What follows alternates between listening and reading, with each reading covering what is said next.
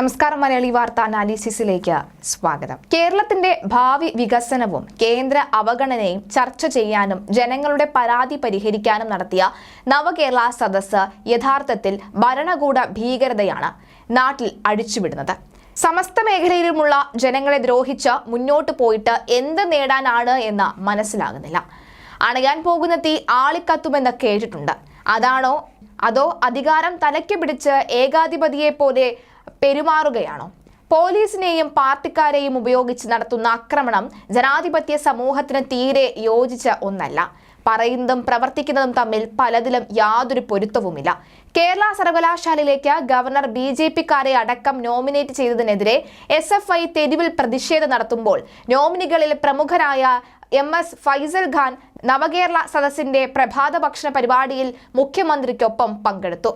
അതിന് യാതൊരു പ്രതിഷേധവും കണ്ടില്ല. വ്യവസായികളെ കാണുമ്പോൾ CPM-ഉം SFI-യും കവാത്ത് മറക്കുകയാണോ? പൊതുഖജനാവിൽ നിന്നുള്ള പണം ഉപയോഗിച്ച് നടത്തുന്ന പരിപാടിയിലേക്ക് വ്യവസായികളടക്കമുള്ള പ്രമുഖരെ മാത്രം പ്രഭാത ഭക്ഷണത്തിന് ക്ഷണിക്കുന്നത് എന്തിന്റെ അടിസ്ഥാനത്തിലാണ്? ജനാധിപത്യത്തിൽ എല്ലാവരും പൗരപ്രമുഖരാണ്. അപ്പോൾ ചിലരോട് മാത്രം മമത കാണിക്കുന്നത് കാശ് കണ്ടിട്ടോ രാഷ്ട്രീയ ചായ്വ് കണ്ടിട്ടോ ആണ്.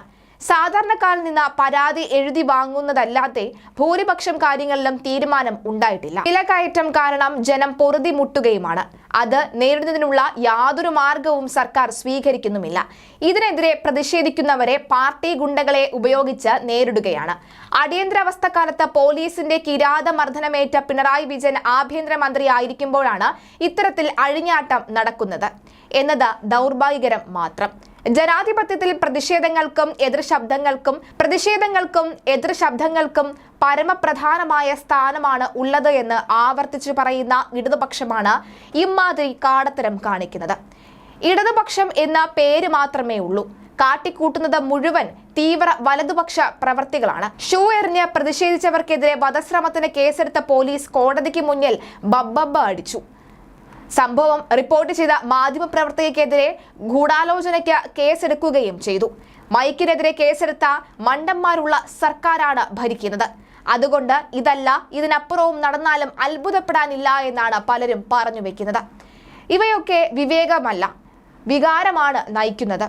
അതുകൊണ്ട് കേസെടുത്താലുടൻ എല്ലാവരും ഭയപ്പെടുമെന്ന് സ്വയം തെറ്റിദ്ധരിക്കുന്നതും മുഖ്യമന്ത്രി അതിനെ ന്യായീകരിക്കുന്നതും SFI സംസ്ഥാന സെക്രട്ടറി PM ആർഷോ പരീക്ഷ എഴുതാതെ വിജയിച്ചവരുടെ പട്ടികയിൽ ഇടം നേടിയ സംഭവം റിപ്പോർട്ട് ചെയ്ത വനിതാ മാധ്യമ പ്രവർത്തകയ്ക്കെതിരെ ഗൂഢാലോചനയ്ക്ക് കേസെടുത്തിട്ട് എന്തായി എന്ന കാര്യം പോലും ഭരണത്തിലുള്ളവർ ചിന്തിക്കുന്നില്ല. മാധ്യമങ്ങളെ ഭീഷണിപ്പെടുത്തി വരുതിയിൽ നടത്താമെന്ന CPM മോഹം വെറും വ്യാമോഹം മാത്രമല്ല സർക്കാരിന്റെ പ്രതിച്ഛായയെ ബാധിക്കുകയും ചെയ്യും. കേരള പോലീസിന് ഇത്രയും നാണക്കേടുണ്ടായ കാലം മുമ്പൊന്നും തന്നെ ഉണ്ടായിട്ടുമില്ല.